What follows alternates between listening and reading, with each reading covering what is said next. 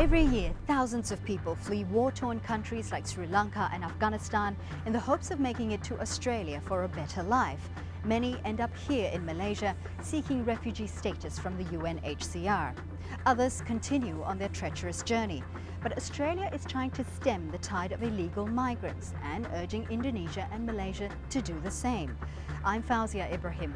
In this edition of 101 East, we look at what happens to the asylum seekers left in limbo here in Malaysia.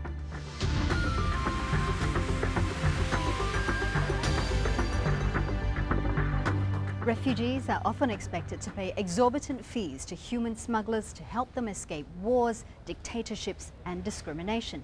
For those who make it here to Malaysia, they face even more suffering and trials. Amos Roberts reports on the smugglers' trail in Asia.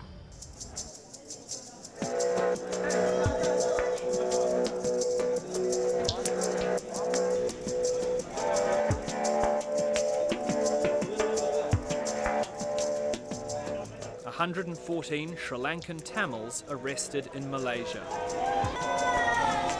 They were waiting for a boat to take them to Australia, but their journey's been cut short.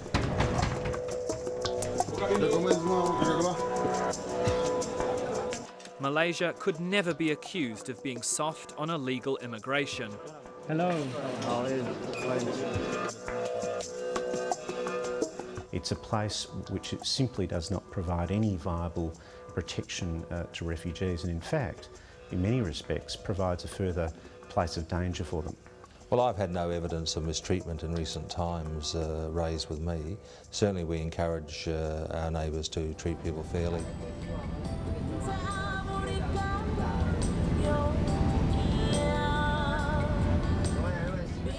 If you're an asylum seeker in Malaysia hoping to reach Australia, your journey might start here, the ferry to Pulau Ketam or Crab Island.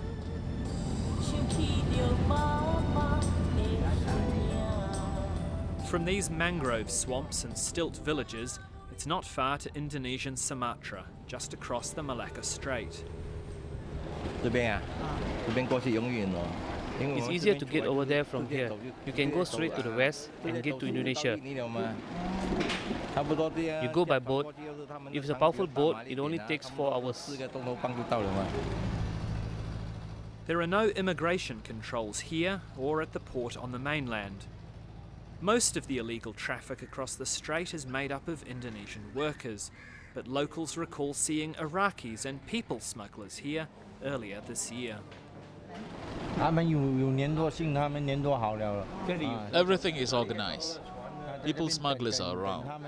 They wait here for the people smugglers to take them over. We know they are going to Australia. There are women and children as well.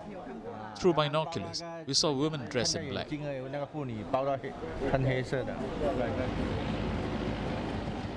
In June, 42 Afghan and Pakistani migrants on board 2 boats were arrested by the Marine Police. But I hear rumours, later confirmed by the Australian government, that the people smugglers are assisted by some officials. They just give the island's council some money, so they don't get arrested. It's the same everywhere else.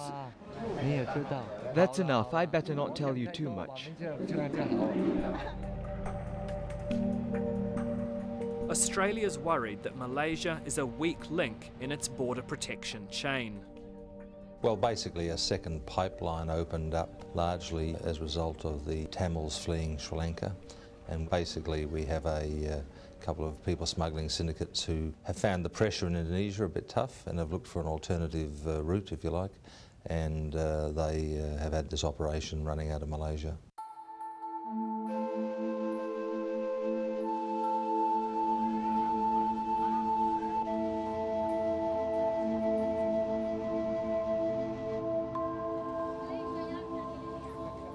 There's a constant flow of asylum seekers into Malaysia. And each weekday morning they can be found lining up outside the United Nations High Commission for Refugees. There are 49,000 refugees registered with the UNHCR here, and possibly another 45,000 who aren't on the books.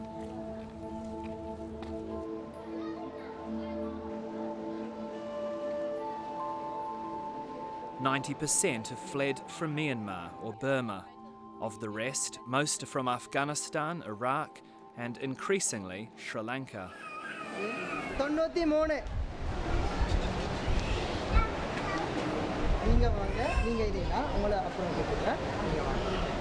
Once you get your card, there is a phone number at the back which starts from 012. Okay, it's at the back of your card, alright? These refugees from Myanmar are here to collect the cards that prove their claims have been recognised by the UNHCR. But their new status as refugees isn't recognised under Malaysian law. 012 is a detention hotline. It's open from 8 a.m. in the morning up to 11 p.m. at night, 7 days a week. And this is the number that you call if you have any problems with the authorities. Number 3 and number 4. The Malaysian government considers all these refugees to be illegal immigrants. So what's in store here for the people that Australia is trying to keep out?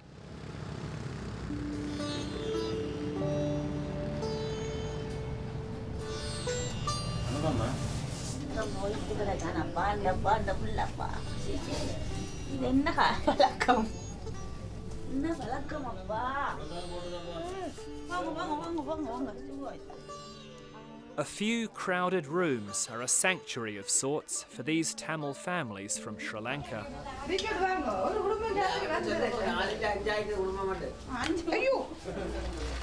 They've been in Malaysia for 18 months and all have terrifying stories of the threats and violence they escaped. My sister's 3 kids and my brother's child. All in all, 7 were taken and shot dead. They came to take them away while they were asleep.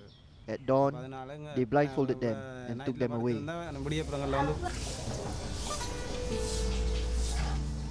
But the families are vulnerable here too. As illegal immigrants, they're not allowed to work and the children can't go to school. They also live in constant fear of being arrested. The police caught me a few times. When I was caught, they take everything from me. They take my papers, handcuff me and take me away. Sometimes we give them money, whatever money we have. If we don't give them money, they take us away.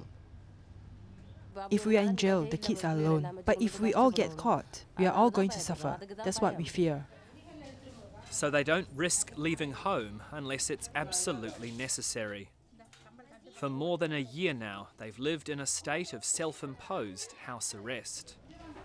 Many refugees I've met describe being harassed by the police, forced to pay bribes, sometimes threatened with having their UNHCR cards confiscated. Have you heard these allegations? Are these allegations being investigated? There's no report made. If there is a report made, of course our official will do investigation on the matter. But the UNHCR says it has raised these complaints with you. So have many other human rights groups. But as far as we are concerned, we have not received any complaint.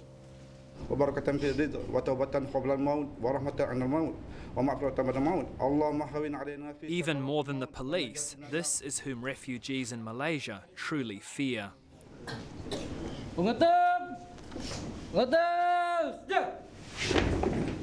Rela is a militia made up of 500,000 volunteers. After just 2 days training, the government uses them to crack down on illegal immigrants. It's after midnight and they're preparing to launch a surprise raid on an immigrant neighbourhood. Jadi saya minta ketua platoon KPM tentukan anggota-anggota tidak ada yang melakukan kekasaran. Jangan pergi pukul ke, tendang ke. Rela has been condemned in the past for human rights abuses, but was happy for me to tag along. Malaysia has more than 1 million illegal immigrants and believes tough measures are necessary.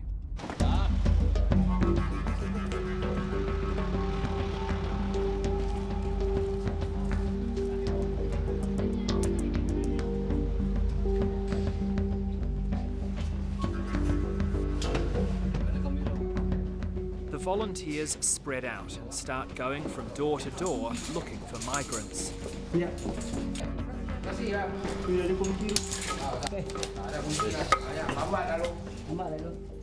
Their job is to take anyone who's not Malaysian outside to have their documents checked. At this stage, it doesn't matter if they're here legally or not. No one likes being woken up in the middle of the night.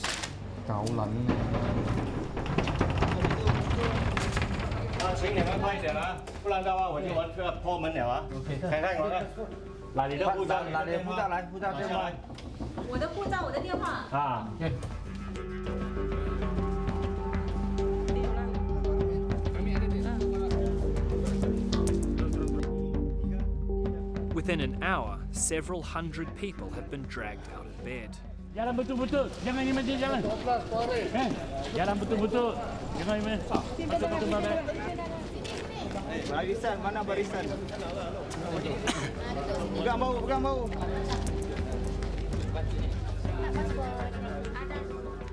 Out on the street, their documents are taken and examined by officers from the immigration department. They decide who should be arrested and who gets to go back to bed. Okay, thank you. Okay.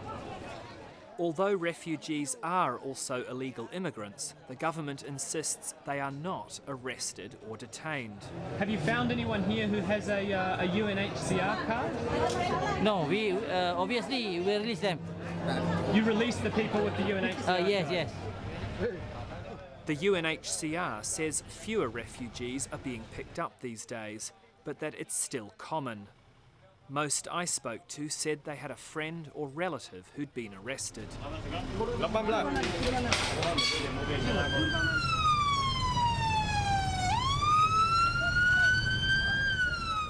When the prisoners are taken back to Rela headquarters, I discover that tonight is no exception. Where are you from? I'm from Myanmar. Contrary to what I was told, 6 of the men here have been arrested despite being registered as refugees. You have a UNHCR card? Yeah, sure. I take already 5 years. And you've given them the card? Yes, sure. My name is Abdurrahim. Number card 03C13837.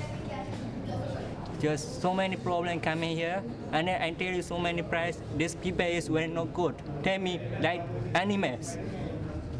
I know, understand. Why I don't know. Abdurrahim has tried to call the UNHCR detention hotline, but it's the middle of the night and it's closed. So what will happen if you can't get hold of them at the office? I don't know about this. I know now I know good feeling. Hello, where's the document?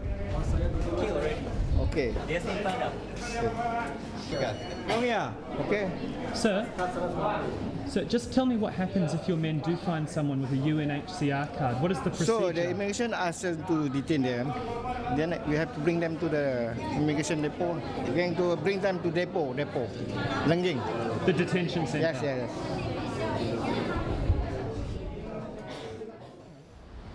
Coming up after the break, we give you a rare inside look in a Malaysian detention camp where thousands of asylum seekers are awaiting their fate. Stay with 101 East.